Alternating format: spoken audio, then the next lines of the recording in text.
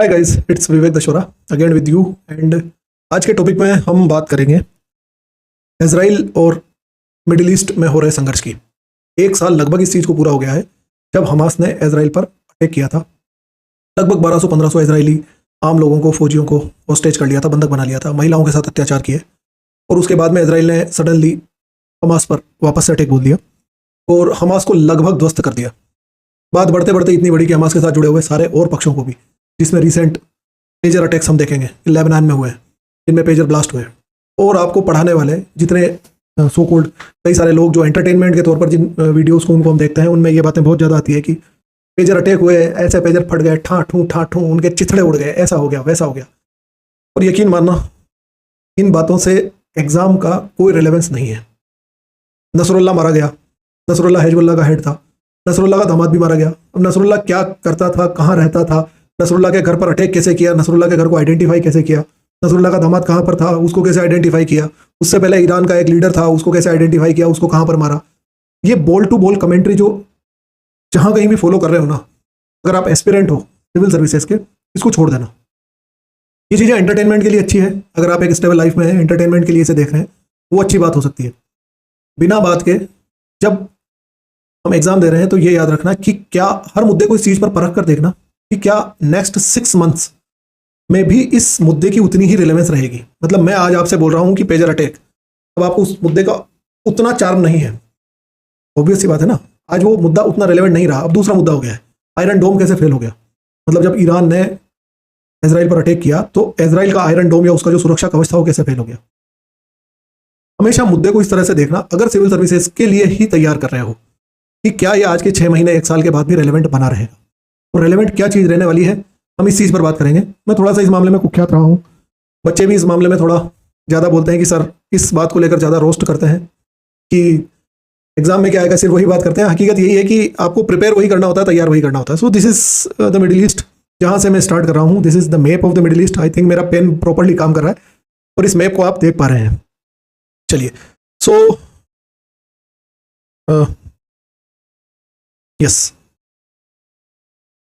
First मैं एक बार इस सिचुएशन को देख लीजिए, मैं यहीं पर आपको एक्सप्लेन कर देता हूँ, या फिर चलिए पहले कुछ एजेंडे पर बात कर लेते हैं कि हम आज की क्लास में, इस लेक्चर में किस चीज़ पर बात करेंगे और क्या हमारे लर्निंग टारगेट्स होंगे। So the agenda would be, first is कि हम इजराइल का मैप देखेंगे। ऑब्वियस सी बात है, कहने को कहा जा सकता है कि लप्पू सा इजराइल, और इसने हंगामा कर रखा है, पूरे वर्ल्ड को हिला के रख रखा है। तो वो हमारे को देखना जरूरी है कि इसकी लोकेशन क्या है, कौन सी स्ट्रेटेजिक लोकेशन पर है, और ये क्यों इंडिया के लिए हमारे पर्सपेक्टिव से इंपॉर्टेंट हो जाता है। Location of the middle east, जो कि पिछले वाले मैप में हमने देखा है, मैं आपको और अभी एक्सप्लेन कर दूंगा। सुएज कैनाल या सुएज नहर जिसको हम हिंदी में बोलते हैं, उसकी लोकेशन पर हम बात करेंगे। तीसरा, हाँ, ये हमास, हिजबुल्लाह, हुती क्या बवाल है, इनको जल्दी से समझेंगे कि ये अपने लिए कितना रेलेवेंट है। सिर्फ इसको कितना देखना है, कितना याद होना चाहिए, दैट्स इट। इससे ज़्यादा नहीं देखेंगे। इसका लीडर कौन है, इसका मतलब क्या होता है, उससे मतलब क्या होता, नहीं आता, एग्जाम में कभी नहीं आया। ऐसी बातों से कोई मतलब नहीं है। बिना बात के अजीत दोवाल टाइप की फीलिंग अपने मन में लाते हो, अपने आप को समझते हो कि मैं बहुत बड़ा जेम्स बॉन्ड हूँ, और उससे होता कुछ भी नहीं है। और एग्जामिनेशन हॉल में क्वेश्चन अटेम्प्ट नहीं हो पाते। ये चाय की दुकान पर बहसबाजियां करने के लिए ऐसे मुद्दे, बहुत एक एक चीज़ याद कर लो, सब कुछ याद कर लो, उससे कुछ नहीं होगा। Focus on the syllabus and focus on the previous year trends, कि एग्जाम में क्वेश्चन पूछा कैसा जाता है, सिविल सर्विसेज मेंस में क्वेश्चन कैसा पूछा जाता है, प्रीलिम्स में कहाँ से क्वेश्चन बनता है। परपेचुअल पीस, यानी कि एक पीस स्थायी रूप से बनी रहे, उसके लिए यूनाइटेड नेशंस जनरल असेंबली में नेतन्याहू ने एक स्पीच दी है, और उसमें यह चीज दिखती है कि आगे का टारगेट क्या होगा, क्या चाहते हैं। मतलब अभी इंडिया के सारे न्यूज़ चैनल भी इसी बारे में बात कर रहे हैं। आप देखेंगे कि अब इजराइल क्या करेगा, तुम बता दो उसको क्या करेगा। ये बताने में लगे हुए हैं कि इजराइल क्या करेगा, अब इजराइल आगे क्या करने वाला है। इनको पता है, नेतन्याहू इनसे पूछने आ रहा होगा क्या करने वाला है। तो ये इन पर नहीं उलझना है, ठीक है। और दूसरा, आफ्टर दिस क्या ऑल्टरनेटिव है। 7th पॉइंट में हम ये देखेंगे कि अदर की प्लेयर्स कौन से हैं, मतलब बाकी सब कहाँ मर गए। इजराइल है, ईरान है, आपस में उलझ रहे हैं, और जो देश हैं आपस में, और सो कॉल्ड जो अरब कंट्रीज है, अरब कंट्रीज मुस्लिम डोमिनेंस, मुस्लिम मेजोरिटी वाले कंट्री है, इजराइल अकेला जूस कंट्री है। और देशों का क्या रिएक्शन है, उनका क्या स्टैंड है, और जो स्टैंड है उसके पीछे का रीजन क्या है। This is called the diplomatic stand. तो हम उसे देखेंगे कि इस जो भी उनकी छवि है, या अभी जो भी मुद्रा उन्होंने बनाई हुई है, वो स्टैंड क्यों लिया है। एंड यस, ऑब्वियस सी बात है, हमारे सामने क्वेश्चन आता है कि रिस्क फॉर इंडिया, भारत के सामने क्या क्या रिस्क है इस वॉर को लेकर। मैं उस मुद्दे पर बात करनी है, अगले 6 महीने तक बनी रहेगी। एंड इंडियाज मीनिंगफुल रोल, और भारत का यहाँ पर क्या रोल हो सकता है, हम इस बारे में बात करेंगे। Getting this. तो एक बार मैं आपको वापस से पिछली स्लाइड पर लेकर चलता हूँ। जल्दी से हम लोकेशन देख लेते हैं। First is where is the pen, yes. चलिए पहले हम देखते हैं वेयर इज द इजराइल। इस पेन के साथ आप समझ पा रहे होंगे दिस इज द इजराइल, ठीक है। इसीलिए मैंने वो टर्म काम में लिया है, बहुत ज़्यादा लूज, लप्पू सा इजराइल, ठीक है। इसके ऊपर जो है दिस इज लेबनान, यहाँ पर है सीरिया, ये है Iraq, Jordan, Kuwait, Saudi Arabia, UAE, Yemen and Oman, ठीक है। ईरान की बात करें, here is the Iran. Iran यहां से अटैक कर रहा है, गेटिंग दिस।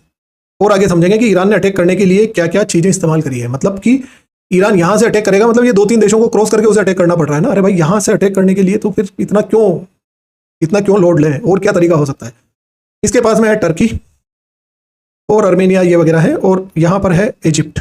चलिए अगर हम यहां से सी लेंस की बात करें तो दिस इज द रेड सी, इस पर आगे बात होगी। गल्फ ऑफ अदन, अदन की खाड़ी, और यहां पर इंडियन ओशियन, भारतीय महाद्वीप, हिंद महासागर जिसको हम बोलते हैं। यहाँ पाकिस्तान लग जाता है और इसके पास में इधर से भारत भी टच हो जाता है, गेटिंग दिस। चलिए अब मैं नेक्स्ट स्लाइड पे लेके आता हूँ। पहले हम ये देखते हैं, देखिए ये एक्चुअली एक मैप है जो मुझे ज़्यादा अच्छा मिला, हालांकि ये फ्रेंच लैंग्वेज में है, या हो सकता है ये कोई और लैंग्वेज भी हो, जहाँ तक मुझे समझ में आया फ्रेंच ही है। हमें सिर्फ ये देखना है कि डेवलपमेंट क्या हुआ है, मतलब कि इजराइल किस तरह से डेवलप हुआ है। सो इट इज़ 1947 में आप देख सकते हैं कि ये जो ब्लू वाला स्टेट है, ब्लू वाला एरिया है, ये ब्लू एरिया इजराइल हुआ करता था, ठीक है। ये जॉर्डन है, यहाँ पर सीरिया है, ये लेबनान है। 1947 से हम कंपेयर करें, इसको बीच में छोड़ दो, सीधा जंप करो और सीधा आ जाओ ईयर 2000 पर। इस एरिया का डिफरेंस आप देख सकते हैं, देख रहे हो। ये ब्लू एरिया जो इजरायली एक्सटेंशन है, इजरायली एक्सपेंशन है या इजरायली ऑक्यूपेशन है, वो कितना बढ़ गया। और यहां आकर सिचुएशन ये है, this is Gaza and this is the west bank, ठीक है। नेक्स्ट मैप पर आते हैं, yes, the history of occupation. अगर आप देखेंगे ये जो येलो है ये पूरा इजराइल है, and this is the west bank. ये जो डार्क इसमें है सैफरन कलर का है, जिसको हम केसरिया बोल सकते हैं, और ये गाजा, ये गाजा है, गाजा स्ट्रिप या गाजा पट्टी जिसको बोलते हैं, ठीक है। यहां पर सीरिया है, सीरिया का एक एरिया है गोलन हाइट्स, जिसको लेकर भी इजराइल के साथ विवाद है। ये साउथ लेबनान है, और ये इजिप्ट है, इजिप्ट का सिनाई प्रोविंस और ये वाला एरिया है, getting this. Israeli territorial control की अगर बात की जाए तो यहां पर इस ग्राफ के थ्रू इतनी सी बात को समझने की कोशिश करना कि 1949 के आसपास अबाउट 20,000 किलोमीटर्स इजरायली ऑक्यूपेशन था, जो ईयर 2000 तक अबाउट लैंड एरिया जो इजराइल की पास जो जमीन है वो 80,000 किलोमीटर के लगभग पहुंच चुकी थी। ओके, इनके बीच में आपस में कई बार लड़ाइयाँ हुई है, इसमें Israel completes withdrawal from the Lebanon, Israel की इजिप्ट के साथ में हुई है, इजराइल की लेबनान के साथ में हुई है, मतलब आगे पीछे हम बॉर्डर एरिया में लड़ाइयाँ होती रहती है। सीरियन गोलन हाइट्स जो मैंने यहाँ पर बताया आपको, इनके साथ में हुई है। इजिप्ट के साथ में फिर सीज फायर समझौते भी हुए हैं।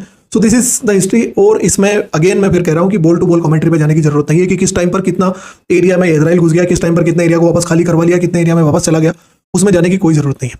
ये अननेसेसरी होता है। हमारे को एक बैकग्राउंड पता होना चाहिए कि जब एस्टेब्लिश हुआ तब में और अब में क्या डिफरेंस आ गया। तो द डिफरेंस इज अबाउट कि हाँ एक्सपेंशन अच्छा खासा हुआ था। We can look at this, ठीक है। चलिए अब आती है बात, this is the middle east map, ठीक है। हम मिडिल ईस्ट की बात करें जिसको मध्य पूर्व जिसको बोला जाता है, इसके देश मैंने आपको समझाए हैं। मेन अगर हम बात करें तो जो ये अर्मेनिया, अजरबैजान और यहाँ की बात है, इराक है, सीरिया है, दिस इज इजराइल, समझ रहे हो। यहाँ पर बस इतना बड़ा इजराइल है, और ये रेड सी है जिसे लाल सागर कहा जाता है, red sea, and this is Bab el Mandeb. Next वाले मैप पर एक बार और आपको क्लियरली समझा देता हूँ, क्योंकि इनसे आपके ज्योग्राफी की लोकेशन वाले क्वेश्चन बनेंगे, ये बात समझना। इसलिए ये बार बार घसीट के आपको समझा रहा हूं कि इनसे क्वेश्चन बनेंगे, क्वेश्चन यहां से आएगा। अगेन इजराइल, ठीक है। अब आपसे ये पूछा जाएगा, ये कायरो है और कायरो के पास में सुएज कैनाल भी यहीं पर है, इजिप्ट में, सुएज नहर, ठीक है। अब अगर ये बात पूछी जाती है कि सुएज कैनाल किसको जोड़ती है, तो it connects Mediterranean Sea with the Red Sea, ये लाल सागर को जोड़ती है, ठीक है। दूसरा आपसे लोकेशन पूछी जा सकती है अबाउट द जिबूती। जिबूती कहाँ पर है, दिस इज गल्फ ऑफ अदन, और रेड सी को जिबूती जोड़ता है। सोमालियन पायरेट्स के बारे में आपने सुना होगा, तो ये वो जगह हैं, ये वो एरिया है जहाँ से होकर ट्रेड रूट्स जाते हैं या सी रूट्स जाते हैं, कहाँ की तरफ, पूरे इंडिया चाइना वाला जो रीजन है, ये यूरोप को इस रीजन से जोड़ता है या ईस्ट एशियन कंट्रीज से जोड़ता है। इस अरेबियन सी, ये अरब सागर है, यहां से ये पूरा होकर निकलता है। Getting this? और ईरान यहां पर है, गल्फ ऑफ ओमन एंड पर्शियन गल्फ के बीच में ईरान यहां पर सिचुएटेड है। क्या ये चीज समझ में आई? इसको सिर्फ एक लोकेशन के रूप में आपको बता रहा हूं, इसको अभी समझ लो ताकि आपको आगे पूरी पिक्चर समझ में आ सके। So if you talk about this again, मैं आपको फिर से ध्यान दिलवा रहा हूं कि ये है सुएज कैनाल और गल्फ ऑफ सुएज की खाड़ी जिसको बोला जाता है। ये एक ऐसा एरिया था, अगेन पिछली स्लाइड पर चलकर हम देखें अगर, कि मेडिटेरेनियन सी से आने वाला, या ग्रीस, टर्की, एथेंस, ये सब आपको यहां पर दिख रहे होंगे, इटली, यूरोपियन कंट्रीज यहां पर स्टार्ट हो चुके हैं। तो यूरोपियन कंट्रीज का ईस्ट एशियन कंट्रीज से होने वाला सारा व्यापार ये इसके थ्रू बहुत कम दूरी पर संभव हो पाता है। और आगे मैं पा रहा जिसमें आपको और ज्यादा क्लियर हो जाएगा। क्या यहां तक समझ में आया? ये गल्फ आपसे पूछी जा सकती है, इसलिए आपको बता रहा हूं, ये लोकेशन अभी बहुत ज्यादा इंपॉर्टेंट है। ओके, पोर्ट सईद याद रखिएगा, Suez Canal, Gulf of Suez, Gulf of Aqaba. अब सुएज कैनाल क्यों इंपॉर्टेंट हो जाती है, इस चीज को याद रखना। देखिए ये क्लियर कट लाइन हम यहां से देख सकते हैं, दिस इज 7,200 माइल्स, 7200 मील में लगभग आप यूरोप तक आपकी पहुंच बना पाते हैं। ये लंदन और ये सारा एरिया यहां पर कवर हो जाता है। वहीं पर अगर आपको सुएज कैनाल में कोई प्रॉब्लम आ रही है, रेड सी के यहां पर अगर किसी तरह का कोई भी ब्लॉकेड है, किसी तरह का कोई भी डिस्टर्बेंस है, डिसरप्शन है, तो आपको लगभग ये वाला जो 12,300 मील लंबा रास्ता आपको चूज करना पड़ेगा। तो 7,200 से कंपेरेटिवली 12,300। ओके, दिस पार्ट अगर आपने पढ़ा होगा ज्योग्राफी में, ज्योग्राफिकल लोकेशन में, कि आपको पूरा हॉर्न ऑफ अफ्रीका क्रॉस करके जाना पड़ता है, इसको हॉर्न ऑफ अफ्रीका बोलते हैं। और यहां पे है cape of good hope, cape of good hope. Okay, इसका मैं आपको थोड़ा सा बैकग्राउंड बताता हूं, why it is a good hope, इसे गुड होप क्यों माना गया। देखिए एक पर्शियन या ग्रीस का एक किंग हुआ करता था। अगर आप हिस्ट्री पढ़ेंगे, मॉडर्न वर्ल्ड हिस्ट्री, मेरे कंट्री का नाम निकल गया, इट इज पर्शिया, ग्रीस का ही था, यस, ग्रीस का किंग हुआ करता था, उसका नाम था हेनरी द नार्वेस्टर। वो एक ऐसा पर्सन था जिसने कई सारे सी वॉयेजेस, समुद्री यात्राओं को स्पॉन्सर किया था। मतलब आप नाव लेकर समुद्र में जाओ, नए नए रास्तों की खोज करो, नए बाजारों की खोज करो, और उसको स्पॉन्सर मैं करूंगा। वो एक ऐसा व्यक्ति था, तो उसको नार्वेस्टर ही बोलने लगे थे, उसका नाम हेनरी था, हेनरी द नार्वेस्टर। उसने कई लोगों को यहां तक पहुंचने के लिए भेजा था कि आप east Asian countries, east Asian या जिसको हम सिल्क रूट बोलते हैं, इस सिल्क रूट का कोई दूसरा ऑल्टरनेट निकाल के लाओ। क्यों? क्योंकि ये जो एरिया था, लैंड एरिया, ये जो लैंड एरिया है, इस लैंड एरिया में लूट खसोट, लूटपाट बहुत होती थी। तो ये चाहते थे कि ऐसा सेफ लेन हमारे को मिल जाए जिससे कि हम पानी के रास्ते से वहां पहुंच पाए। अब जितने सी वॉयेजेस आए, वो सारे सी वॉयेजेस यहां से यहां तक आते थे, और वो आते आते थक जाते थे। मतलब उनको ये लगता था कि ये धरती कभी एंड ही नहीं होने वाली है। तो वो चलते थे, इस रूट पे चल रहे हैं, किनारे के पास पास चलते जा रहे हैं, और वो इवेंचुअली हार मान के यहां से वापस रिटर्न हो जाते थे। यहां तक आए, फिर रिटर्न हो गए। जो लास्ट में एक नाविक आया था, वो यहां तक पहुंचा, इस कॉर्नर तक।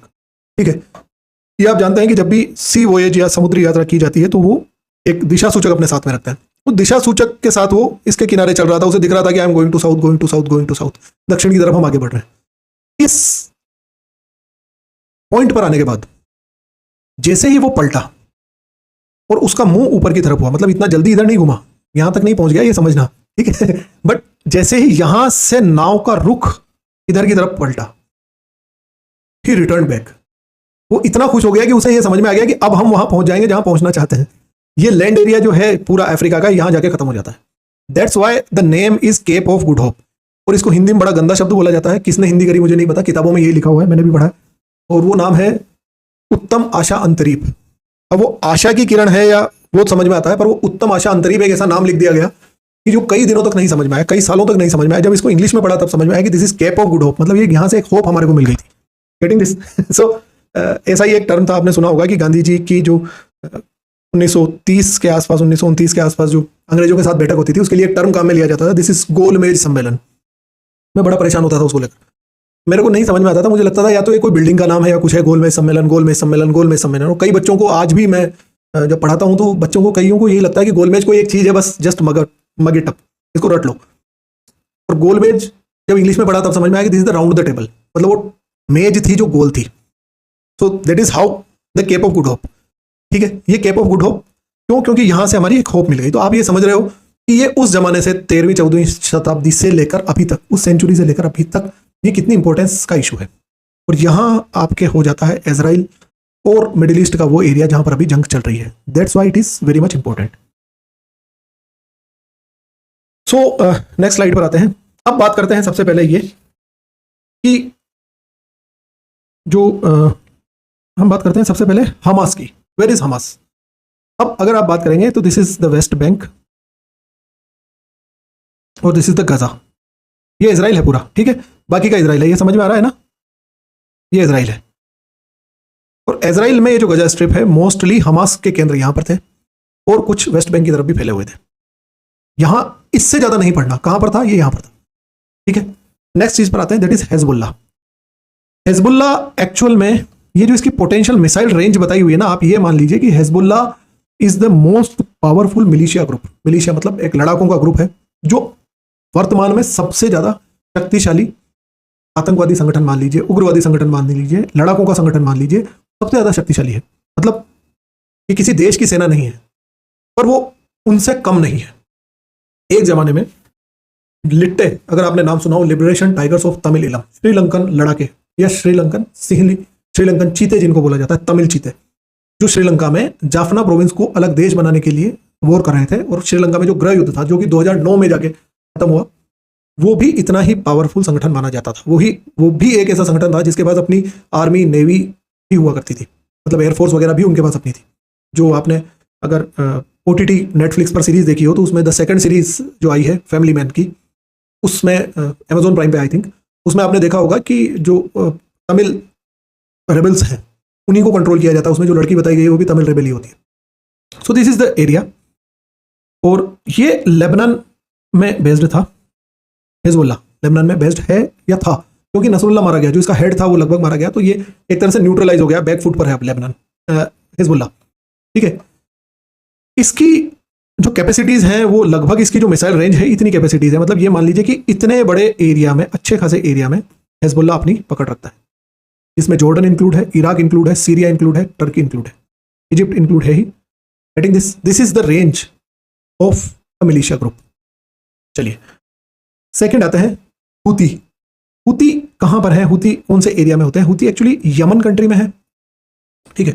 ये आ गया यमन आपका, जो हमने देखा है रेड सी, और रेड सी के यहाँ पर गल्फ ऑफ एदन जो एरिया है, या गल्फ ऑफ एदन की खाड़ी जिसको बोलते हैं, इस एरिया में हूती सक्रिय है यमन में। और हूती विद्रोही, हूती लड़ाके इस एरिया में अटैक करते हैं। मतलब यहाँ पर आपके सी लेंस जो हैं वो एक तरह से इन्हीं के एरिया से होकर गुजरते हैं। अगर टाइम मिले और एंटरटेनमेंट का मूड हो, ये है बाबल मंदेब स्ट्रेट या बाबल मंदेब की खाड़ी इसको बोला जाता है, ये याद रखिएगा। यहाँ पर ये क्वेश्चन पूछा जा सकता है ज्योग्राफिकल लोकेशन का। अच्छा हाँ, इंटरेस्टिंग बात बता रहा हूँ, अगर आप लोगों का एंटरटेनमेंट टाइम पास का मूड हो तो कभी सोमालियन पायरेट्स लाइव अटैक करके ऐसा कुछ यूट्यूब पर एक आध बार सर्च कर लेना। बहुत ज़्यादा एडिक्ट मत होना, क्योंकि वो इतना ज़्यादा उलझाने वाला होता है कि ऐसा लगता है कि हम बार बार कई सारे ऐसे वीडियोस देखें। सोमालियन पायरेट्स भी इसी एरिया में अटैक करते हैं। तो दिस इज द रूट, ये ट्रेड रूट है। यहाँ तक समझ में आया? इसके आगे की बात आगे करते हैं। चलिए, अब हुआ क्या कि ये हमने तीन चीजें समझी है। हमने समझा हमास, हमने समझा हिजबुल्लाह और हमने समझे Houthis. And the very source of the problem, मतलब इन तीनों को फीड करने वाला, इन तीनों का भरण पोषण करने वाला, according to Israel the country is Iran. ये ईरान के द्वारा पाले हुए मिलिशिया हैं, मतलब इनके द्वारा भाड़े पे खरीदे हुए लड़ाके हैं जो ईरान के अकॉर्डिंग या ईरान की इच्छाओं के अकॉर्डिंग एक्ट करते हैं और इजराइल के अगेंस्ट काम करते हैं।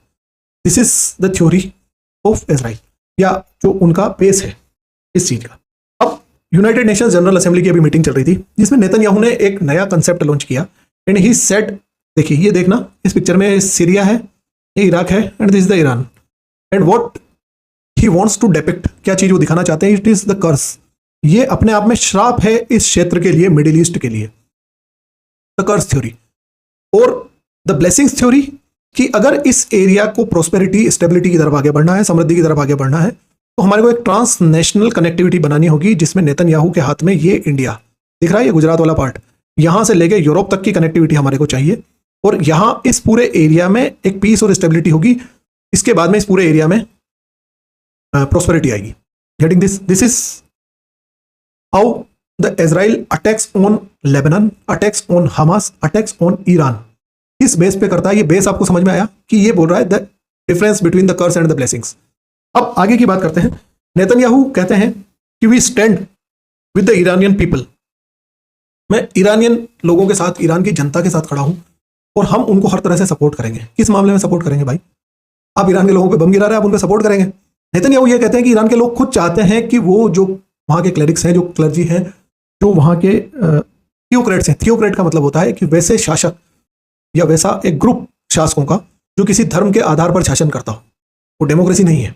तो वो कहते हैं कि इससे ईरान की जनता भी मुक्त होना चाहती है ऐसे शासन से, और हम उनके साथ में we stand together with the Iranian people, और इसलिए इस शासन को हम ध्वस्त कर देना चाहते हैं और वहां की ईरान की जनता को हम मुक्त करवाना चाहते हैं। अब ये बात कि जब आपने ये परपेचुअल पीस, एक टर्म इन्होंने इसके लिए बोला है, परपेचुअल पीस का मतलब होता है कि एक स्टेबल शांति, स्थायी शांति की स्थापना हो। And what he said, the term is, I right here, a war to end all wars, getting this, एक ऐसी जंग जो सभी छोटी मोटी जंग को खत्म करने के लिए लड़ी जा रही है।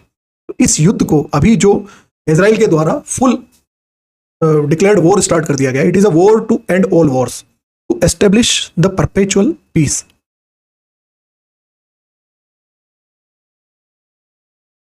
क्या यहां तक समझ में आया? अब हमसे लोकेशन के क्वेश्चन पूछे जाएंगे, उसको हम समझ गए। ईरान की क्या थ्योरी है ये हम समझ गए। अगर हमारे से मैच द फॉलोइंग में ये पूछा जाएगा कि कौन सा मिलिशिया ग्रुप किस रीजन में है, तो हम उसको सही कर पाएंगे। ठीक है, चलिए नेक्स्ट चीज पर आते हैं। अब ये बात की तो नेतन्याहू अंकल, आप एस्टेब्लिश करना चाहते हैं परपेचुअल पीस, और इस परपेचुअल पीस के लिए you are fighting a war to end all wars. पर क्या इसके तरीके हो सकते हैं? और क्या नेतन्याहू ऐसे फर्स्ट लीडर हैं जिन्होंने ये डिक्लेयर किया है, ऐसी बात कर रहे हैं? नहीं, एक पर्सन रहे हैं, शिमोन पेरेस, जो 1994 में ईरान, इसके इजराइल के ही हेड थे। उन्होंने 1994 में भी एक थ्योरी दी थी, न्यू मिडिल ईस्ट।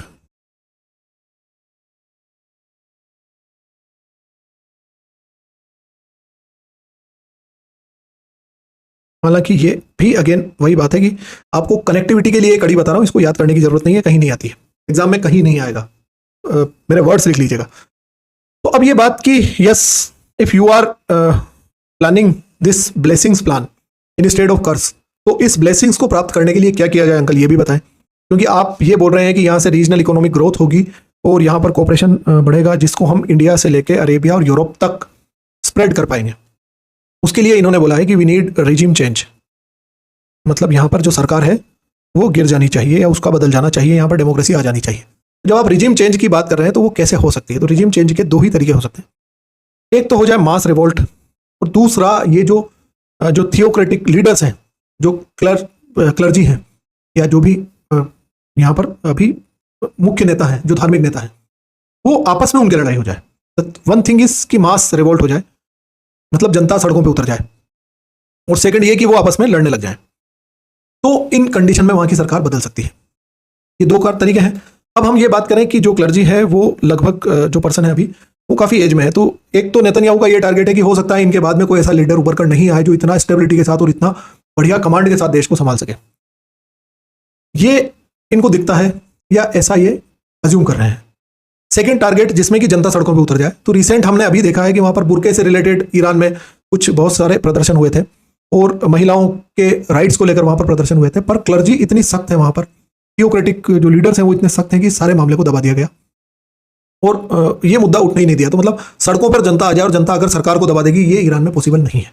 अगर हम रिसेंट एग्जांपल देखें, यस वहां के लीडर की एज बहुत है, और अगर पीछे कोई सशक्त शासक नहीं आता है, सशक्त लीडर नहीं आता है, दैट इज क्वाइट पॉसिबल कि ऐसा हो सकता है, ऐसी संभावना है। चलिए, सो लेट्स सी कि क्या होता है। अब बात करते हैं इनकी कि यहां पर अदर की प्लेयर्स कौन क्या कर रहा है। जो आसपास के देश हैं जिनको हमने अभी मैप पर देखा था, कतर की बात करते हैं। कतर एक पैलेस्तीन को सपोर्ट करने वाला कंट्री है। अल जजीरा नाम के न्यूज़ चैनल का और कई सारे वीडियोस आपने देखे होंगे, कतरी गवर्नमेंट के द्वारा ही चलाया जाता है। ये कई मामलों में अगर आप देखेंगे तो इनकी वीडियोस और जो रिपोर्टिंग होती है वो लगभग बायास्ड होती है। अल जजीरा को हिंदुस्तान में बहुत गालियां पड़ती है। सो ये पैलेस्तीनियन जितने ग्रुप्स हैं और पैलेस्तीनियन हमास वगैरह ग्रुप्स हैं उनमें बढ़िया से अपनी मनी पंप करता है और इनको अच्छे सपोर्ट करता है, हमास को ये बहुत अच्छा सपोर्ट करता है, पर यहाँ पर ओपन वॉर के किसी तरह के मूड में नहीं है। ये भी चाहते हैं कि इस एरिया में स्टेबिलिटी और पीस कायम रहे। इजिप्ट की बात करें, इजिप्ट में पहले ऐसा हो सकता था, बट जब से अब्देल फतेह अल सीसी जो आए हैं, इजिप्ट बॉर्डर्ड कंट्री है, हमने देखा है इसराइल के साथ में, और वो जितने टेरर ऑर्गेनाइजेशन हैं इनके देश के भी और आसपास के भी, उनके अगेंस्ट ही काम कर रहे हैं। तो एक तरह से वो हमास जैसे संगठन को इनको सपोर्ट नहीं कर रहे हैं।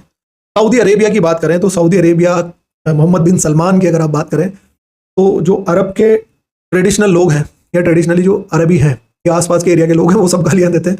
कारण ये है कि वो ये बोलते हैं कि सऊदी अरेबिया अरब रहा ही नहीं, वो अमेरिका हो चुका है, वो एक शरिया पे चलने वाला कंट्री रहा ही नहीं। अगर आप आएंगे तो आपको लगेगा ही नहीं कि ये अरब है। He is also developing the NEOM city. अगर नहीं देखा हो तो नियोम प्रोजेक्ट एक बार देखना। नियोम प्रोजेक्ट बहुत ज़्यादा फेमस प्रोजेक्ट है अक्रॉस द वर्ल्ड, और पूरे वर्ल्ड क्लास फैसिलिटीज़, और आप ये समझ लीजिए कि वाशिंगटन डीसी के लेवल की सिटी वहाँ पर डेवलप की जा रही है। सो सऊदी अरेबिया की आइंग एडवांस्ड कनेक्टिविटी इनिशिएटिव्स और रिलेशंस, और सऊदी अरेबिया किसी भी तरह से इस मूड में नहीं है कि इस वॉर में involve. Saudi Israel peace talks हालांकि हुई है, जिसमें अब्राहम अकॉर्ड वगैरह शामिल है, जिस पर क्वेश्चन पहले आ चुके हैं। ये भी अभी ठंडे बस्ते में है, इस पर भी बहुत प्रोग्रेस नहीं है। It is about frozen part, but फिर भी ये इसमें इन्वॉल्व होने के मूड में नहीं है। यूएई की बात करें, यूनाइटेड अरब एमिरेट्स, ये बहुत प्रोस्पेरिटी की तरफ और स्टेबिलिटी की तरफ काम करने वाले लोग हैं, और ये इन्वेस्टमेंट ओरिएंटेड, टूरिज्म ओरिएंटेड वैसे कंट्रीज। तो अगर ये रीजनल इश्यूज में हम बात करें, धर्म के आधार पर बात करें या क्षेत्रीयता के आधार पर बात करें, ये नहीं उसमें उलझ रहे। Turkey is also far behind. US always mediator है, हमेशा अंकल सैम जिनके लिए बोला जाता है यूएस के लिए, अंकल सैम हमेशा से आगे आ जाते हैं और कहते हैं कि मैं आप दोनों के बीच में मध्यस्थता करवाऊंगा, लड़ाई मत करो, शांति से रहो। एंड अगेन यूएस को रिप्लेस करने की कोशिश यहाँ पर चाइना भी कर रहा है in the mediation. So this is how other players play here. किस तरह से यहाँ खेल रहे हैं ये हम देख रहे हैं, गेटिंग इट। चलिए नेक्स्ट चीज पर आते हैं। अब मुद्दे की बात, सारा मैप हमने देख लिया, लोकेशन हमने देख लिया, रीजन हमने देख लिए, और ये देख लिया कि हमारे काम का क्या था। अब बॉल टू बॉल कमेंट्री पर नहीं जाकर हम पॉइंट की बात पर आते हैं कि इंडिया के लिए क्या रिस्क है। पहली बात ये कि आप समझ सकते हैं कि फ्रेट्स या माल भाड़े की जो रेट्स है वो अनकंफर्टेबली हाई लेवल पर पहुंच चुकी है, और अगर रेड सी एरिया का रूट इसी तरह से डिस्टर्ब रहता है तो ये रेट्स और ज्यादा हावी रहेंगे, जो कि हमारे इंपोर्ट और एक्सपोर्ट दोनों के लिए अच्छी बात नहीं है। Houthi rebels in Yemen through the Suez Canal, ये Europe, US, Africa, West Asia के लिए जो हमारा जाता है, जितना माल जाता है उसको अफेक्ट करेंगे। Europe accounts for 21% of India's overall petroleum product. हमारा जो petroleum product, refined petroleum product India जो बेचता है, उसका यूरोप एक बहुत बड़ा मार्केट है, 20% अबाउट। ये सारा जो ट्रेड है ये इससे डिस्टर्ब हो जाएगा। However Indian trade with the west Asia Gulf Cooperation Council जो है, जिसमें सऊदी अरेबिया, यूएई, कुवैत जैसे जो देश हैं, इनके साथ में हमारा ट्रेड बढ़ा है। ये वॉर स्टार्ट होने के, वॉर स्टार्ट हुए 1 साल हो गया है, जो मैंने स्टार्टिंग में कहा है कि लगभग 1 साल हो चुका। इस वॉर स्टार्ट होने के 1 साल के अंदर हमारा ट्रेड इन देशों के साथ बढ़ा है। हालांकि this is the silver lining, कहीं कहीं एक अच्छी चीज है कि हाँ, वॉर के बाद भी हमारा इन देशों के साथ रिलेशंस खराब नहीं हुए हैं। High volume low value exports, high volume low value export, समझना इस टर्म को। लो वैल्यू का मतलब जिनकी कीमत तो कम है, वॉल्यूम मतलब आकार ज्यादा है, जिसमें आती है मशीनरी, हो सकता है बड़ी मशीन है और रेट बहुत कम है, steel, James and jewellery and software services. ये ऐसी सर्विसेज हैं जिनकी ट्रेडिंग हमारे को भारी पड़ रही है या इन पर सबसे ज्यादा इंपैक्ट हो रहा है।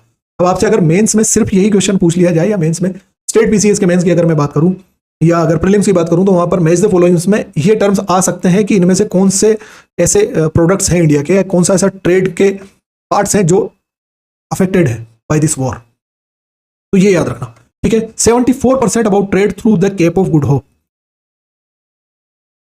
ये वॉर स्टार्ट होने के 1 साल के बाद में अगर देखा जाए तो जो ट्रेड होता था उसमें 74% का इंक्रीमेंट हुआ है केप ऑफ गुड होप के। यहां से आईएमएफ ने कहा है, इंटरनेशनल मॉनेटरी फंड ये बात बोल रहा है, समझ रहे हो बात को। यानी कि लोग रेड सी से अपना माल ले जाने में खतरा महसूस कर रहे हैं, तो रेड सी के उसमें जाने की जगह वो पूरा चक्कर काट के जा रहे हैं। याद आया, केप ऑफ गुड होप। तो in this phase shipping cost जो है, जो शिपिंग फ्रेट, शिप जाने का जो माल भाड़ा है, वो 15 से 20% लगभग इंक्रीज हो रहा है। Those are the risks associated for India. Indian stakes की अगर हम बात करें, वहां भारतीय कितने हैं? लगभग 18,000 हम इजराइल में हैं, 10,000 के लगभग हम ईरान में हैं, और ओवरऑल मिडिल ईस्ट रीजन में देखा जाए तो हम 1 करोड़ के लगभग या 90 लाख इस रीजन में भारतीय हैं। और 80% ऑफ ऑयल सप्लाई जो है इंडिया की, वो वेस्ट एशिया और मेजर अरब कंट्रीज से आती है। इसके साथ ही जितने भी ऑयल सप्लायर कंट्रीज हैं, चाहे आप सऊदी अरेबिया ले लीजिए, यूएई ले लीजिए, वो इंडिया में इन्वेस्ट करने आ रहे हैं। They are very keen to invest in India. अगर यहाँ के रिलेशंस खराब होते हैं या किसी भी तरह से बिगड़ते हैं तो वो इन्वेस्टमेंट भी रुकेगा। This is the negative aspect. And India की जो IMEC एक्सटेंडेड नेबरहुड पॉलिसी है, आइए इसको नक्शे पर देखते हैं कि ये क्या है। India Middle East Europe economic corridor, जो कि लास्ट ईयर जो G20 समिट हुई है उसमें इस कंसेप्ट को एक्सेप्ट किया गया है, जिसमें सी लेंस है इंडिया से लेकर जो ब्लेसिंग्स वाला रूट नेतन्याहू अंकल ने बताया है वो G20 में हम एक्सेप्ट कर चुके, पहले से कंसेप्चुलाइज किया जा चुका है। तो यहां पर इंडिया से लेकर Dubai in UAE, Riyadh Saudi Arabia, Jordan, Israel and Greece. So you can understand this कि भारत से लेकर मेडिटेरेनियन को क्रॉस करते हुए Europe, India Middle East Europe economic corridor हम डेवलप कर रहे हैं। और अगर इस एरिया में, इस रीजन में यहां पर युद्ध रहता है, उथल पुथल रहती है, डिस्ट्रप्शन रहता है, तो ये इस कनेक्टिविटी के लिए नेगेटिव इंपैक्ट है। गेटिंग दिस, तो this is at stake. IMEC project अभी बन रहा है, इसमें क्या क्या है ये आपको बताता हूं। अगर मैच द फॉलोइंग में 3 ऑप्शंस भी आए या किसी एक स्टेटमेंट में ये बात आ जाए तो इसको गलत मत करके आना। इसमें लैंड रूट है, सी रूट है एंड इसमें एयर रूट भी है। ये तीनों ही मार्ग इसमें डेवलप किए जा रहे हैं। और एक बात समझ में आई या एक बात नजर आ रही है कि this is backed by the Uncle Sam, ये अमेरिका के द्वारा सपोर्टेड है।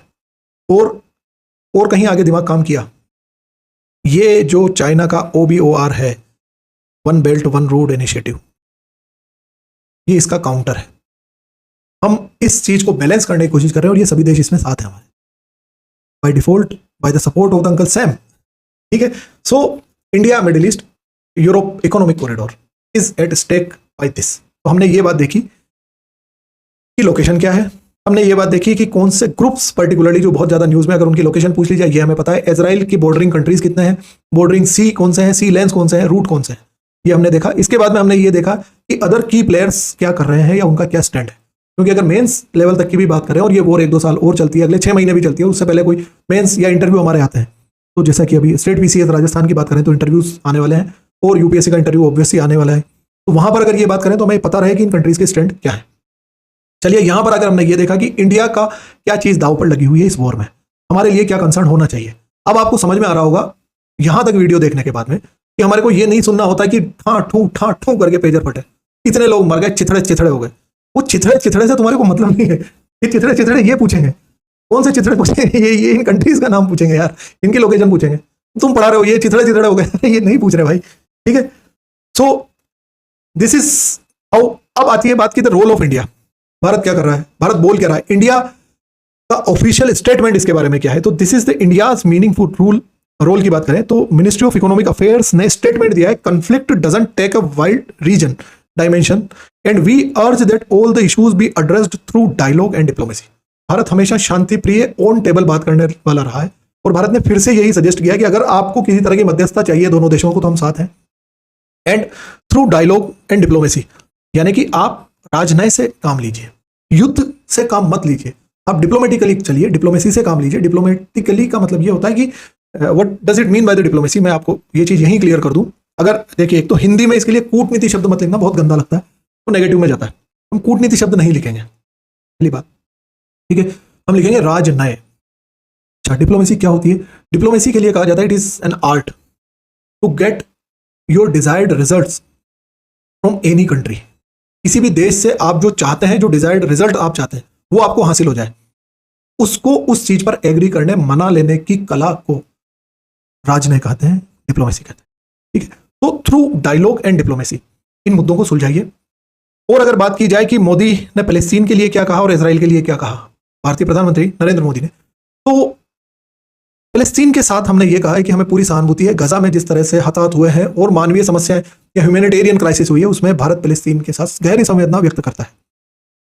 And again with the Netanyahu uncle, तो बेन्यामिन नेतन्याहू और बीवी इज माय फ्रेंड, इनका जो निक नेम है वो बीवी है। और नरेंद्र मोदी कई बार कहते हैं कि बीवी is my friend, and he said कि किसी भी तरह का टेररिज्म बर्दाश्त नहीं किया जाएगा और नहीं किया जाना चाहिए। और इस टर्म पर भारत हर मुद्दे पर इजराइल के साथ कंधे से कंधा लगा के खड़ा हुआ है। This is the statement. तो how we balance both the countries और both the opponents, getting this. ठीक है, this is the all from my end. ये टॉपिक आई थिंक आपको समझ में आ गया होगा. इससे रिलेटेड मेंस का क्वेश्चन डिस्क्रिप्शन में आपको दे देंगे, प्रीलिम्स के क्वेश्चंस भी आपको प्रोवाइड करना स्टार्ट कर देंगे, दैट इज ओके. अब इस मुद्दे की बोल बाय बोल कमेंट्री पे मत जाना, बहुत ज्यादा चेंजेस होते हैं, बड़े चेंजेस होते हैं. आई विल अपडेट इट, और अपडेशन वही काम में लेना, अपडेशन वही कंसीव करना जो काम के हो. ठीक है, that is from my end. Have a very good day and very best of luck. Please do subscribe our channel and share with your friends if you really like this initiative. और आपको ये समझ में आता है कि national interest programme जो हम चला रहे हैं और जो टोटली एग्जाम ओरिएंटेड है, ये आपको बेनिफिशियल लग रहा है, तो ये समझ में आ रहा है कि हमें करना क्या था. सिर्फ लच्छेदार बातें, एंटरटेनमेंट की बातें और उनसे काम नहीं चलेगा. एग्जाम क्रैक करना एक अलग मामला है, उसके लिए हमारे को टारगेटेड होकर ही पढ़ना पड़ेगा. उसी को लेकर ये नेशनल इंटरेस्ट प्रोग्राम चलाया जा रहा है. So please subscribe and share with your friends. Okay, have a very good day.